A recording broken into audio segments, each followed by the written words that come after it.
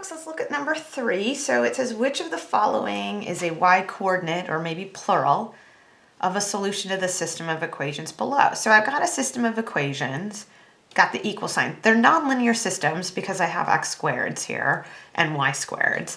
Anything over degree 1, it's going to be nonlinear. And I'm looking at this, I've got a positive x squared term here, a positive x squared term here, negative y squared term here, positive y squared here. I'm going to eliminate. And especially since these have lead coefficients of 1, like the y squared and x squared here respectively, this isn't going to be too terrible. I'm going to multiply this entire equation by positive 9 because that'll give me a 9y squared. And that will ultimately cancel with a negative 9y squared. So let's see what we have here. So I'm going to rewrite this. I've got 16x squared minus 9y squared.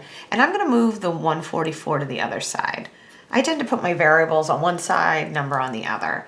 And for here, when I multiply this 9, I'm going to have to distribute it to everything. The y squared, the x squared, and the 16. But I'm going to rewrite this with the x squareds first. So this will be 9x squared plus 9y squared. And then if you head to your calculator, 9 times 16 is 144.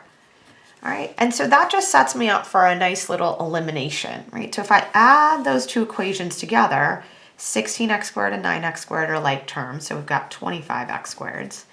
Negative 9y squared and 9y squared cancel by design. And then it just happens that these also cancel, which is fine. If I want to solve for x squared, I'm going to divide both sides by 25.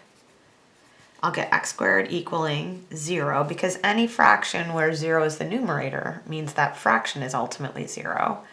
I would then take the square root of both sides, right? And I would say x would be equal to plus or minus 0, but 0 has no sign. It's neither positive nor negative, so I'm just going to get x equaling 0 ultimately. And then that's great, but this original problem asked us for the y-coordinate. So I know the x-coordinate 0. So let's find the y-coordinate. Well, I can stub 0 in to either this first equation and solve for y, or the second equation and solve for y. And personally, I'm going to substitute it into the second equation just because the numbers are a little bit nicer. So I know y squared plus x squared equals 16.